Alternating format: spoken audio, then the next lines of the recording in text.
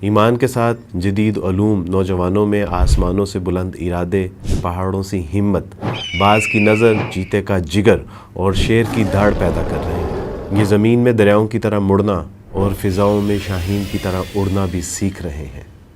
یوں لگتا ہے جیسے دعا پوری ہو رہی ہے۔ عام خیال یہ ہے کہ کالج اور یونیورسٹیوں سے دین تقریباً رخصت ہی ہو چکا ہے، مگر یہ بات مکمل طور پر درست نہیں ہے۔ پچھلے دنوں دی یونیورسٹی آف لاہور کے ایک سیمینار میں شرکت کرنے کا موقع ملا، جو کہ میرے لیے ایک سعادت کی بات تھی۔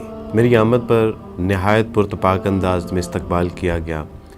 اسٹوڈنٹس میرا عیسائیت سے اسلام تک کا سفر سننے کے لیے بےتاب ہو رہے تھے، جبکہ میں آڈیٹوریم میں بیٹھے کثیر تعداد میں داڑھی والے طلباء اور برقع، حجاب، نقاب والی طالبات کو دیکھ کر حیران ہو رہا تھا، کیونکہ ہم یہ سمجھتے ہیں کہ جدید دنیاوی علوم نہ صرف انسان کو دین بیزار بلکہ کفر و الحاد تک پہنچا دیتے ہیں، مگر یہاں تو جدید تعلیم یافتہ نوجوان جوگ در جوگ دین کی طرف آ رہے ہیں۔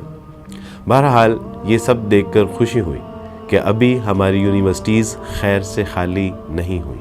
اب بھی کچھ نوجوان باقی ہیں جو بھٹک جانے والوں کے لیے شمع توحید ہاتھ میں لیے نشان منزل کا پتہ بتا رہے ہیں۔ کچھ ہی دنوں بعد اسی یونیورسٹی کے اسٹوڈنٹس کا ایک گروپ مجھے ملنے کے لیے آیا، تو کچھ وقت ساتھ گزارنے کے بعد ان کو خاصا قریب سے دیکھنے کا موقع ملا، تو احساس ہوا کہ یہ بظاہر ماڈرن نوجوان کا باطن تو پوری طرح سے اللہ اور اس کے رسول کے رنگ میں رنگا ہوا ہے۔ یہ محض دنیاوی علوم و فنون، دنیاوی کامیابی کے پیچھے ہی نہیں بھاگ رہے، بلکہ دین سیکھنے کی بھی شدید طلب، سمجھنے کی تڑپ اور قلب و جگر میں اصلاح امت کا درد لیے پھر رہے ہیں، جو ان کو راتوں میں سونے نہیں دیتا۔ آپ یقین جانیے کہ یہ سب میرے لیے حیران کن تھا۔ ان کے جانے کے بعد میں کافی دیر تک سوچتا رہا کہ میڈیکل سائنس اینڈ ٹیکنالوجی پڑھنے والے جب دین کو سیکھ کر اس کی دعوت و تبلیغ کا کام کریں گے تو یہ باطل کو ہلا کے رکھ دیں گے، کیونکہ یہ ان کی زبان، ان کا انداز اور عصر حاضر کے تمام تقاضوں سے بخوبی آشنا ہے۔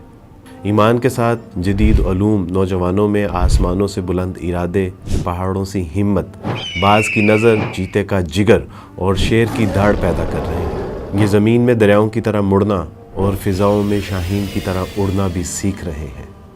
یوں لگتا ہے جیسے دعا پوری ہو رہی ہے، جو اقبال نے تقریباً 100 سال پہلے ہی اپنے شاہینوں کے لیے ان الفاظ میں کی تھی۔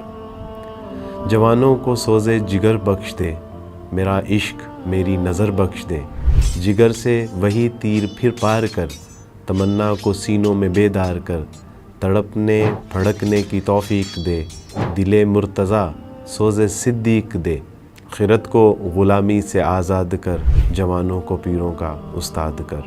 علم جدید اور دعوت و تبلیغ کے میدان میں اب یہ وہ کچھ کرنے جا رہے ہیں جو اب شاید میں اور آپ بھی نہ کر سکیں۔